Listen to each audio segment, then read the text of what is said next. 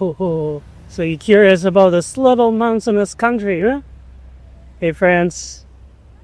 Привет, друзья, коллеги. Oh, chaotic. I'll try to convince you to visit Bolivia now. Hear my pitch, because no traveler goes only there. Sort of a package deal. You travel to this part of the world, you get around through the Andes. Catching Colombia, Ecuador, Peru, etc. Or the other way. But currently we're in Bolivia.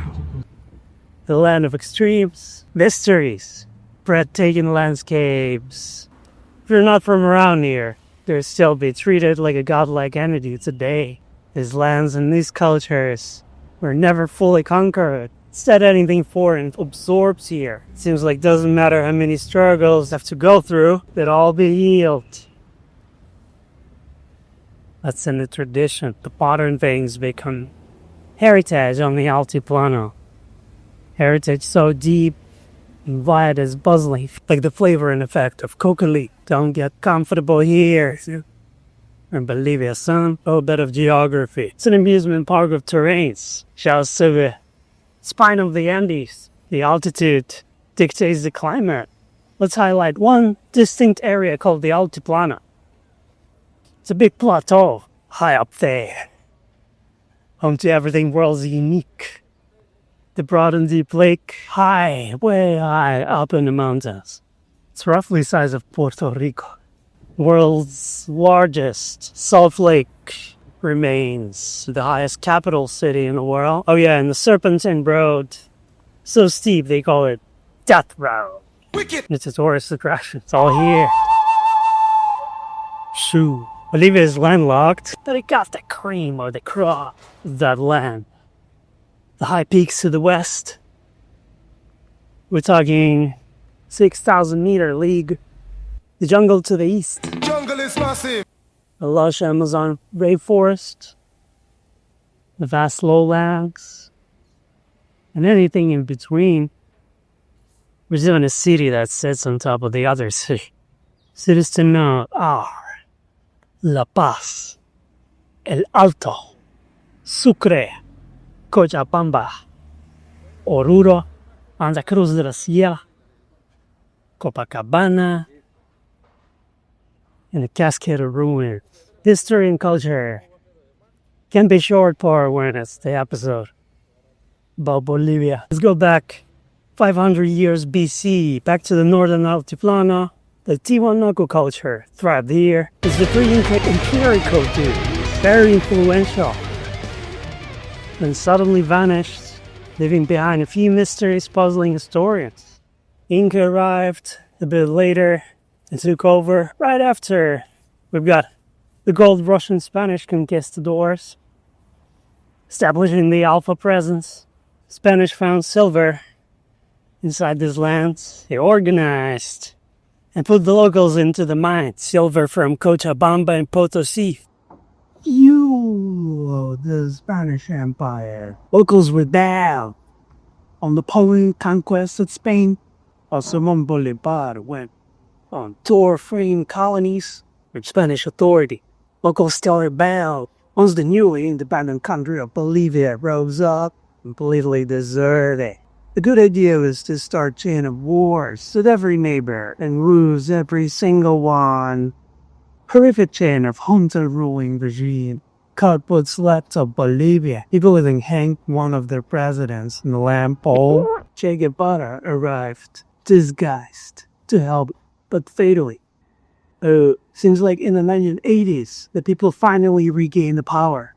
And in 2006, Latin America's first indigenous president came into power in Bolivia, raising the voice of indigenous even higher. The miracle still to happen. Deeply rooted issues within Bolivia is no easy corner to swing out. Nowadays, capitalizing and promoting historical and natural tourism in Bolivia, which I'm inviting you to participate. Do it. Anthropology and people today. Bolivia is a vibrant mix of indigenous traditions. Quechua and Aymara cultures and languages prevail and Altiplano. Uru and Guarani reps the lowlands. Overall, there are about 69 recognized languages and communities in Bolivia. Hell, a lot of traditions and folklore are very much alive. Dress, dance, music, and festivals. No questions about authenticity here. Classic Cholita costume is nothing but a shift in its local perception of the Victorian era fancy costume, and it's the identity of today's Bolivia, as well as these dudes. Oh, that traveling in Bolivia. I'll tell you, be prepared for high altitude and go slow. Take pauses. Don't be afraid to go remote sites. And if you have many of the simply discovered yet, you'll be one of the first. You're brave. Carry your personal TP. Take a toilet tape. Get so rural. You won't find any ATMs though. You didn't find anywhere. No need to worry about that.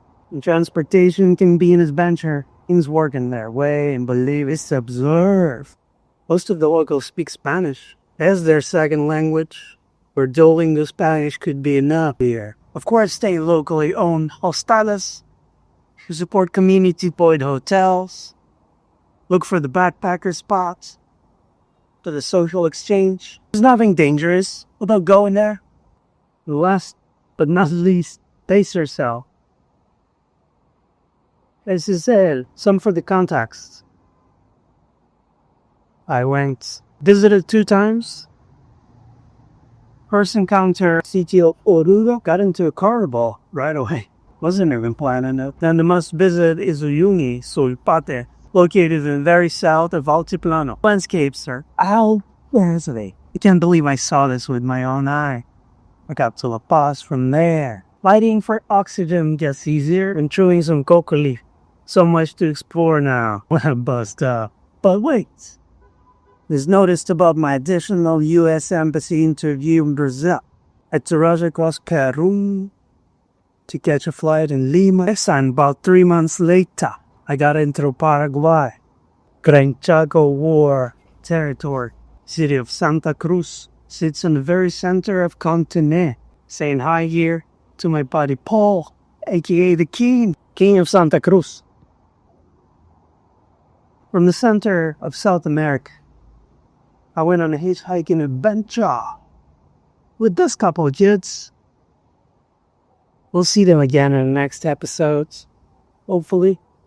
Samaipata is recommended for visiting. Next is the territory where Che Guevara, as a partisan, was caught and executed by the CIA. We want to investigate one of the OG mining cities of Cochabamba. Just an hour outside, there's a damn dino man. And I'm in La Paz again. This time I go mountain climbing. What a time. 6K meter seems easy when you start at 4K. Oh, and of course you can visit the Tiwanaku side and take a boat tour to the sacred Inca Island.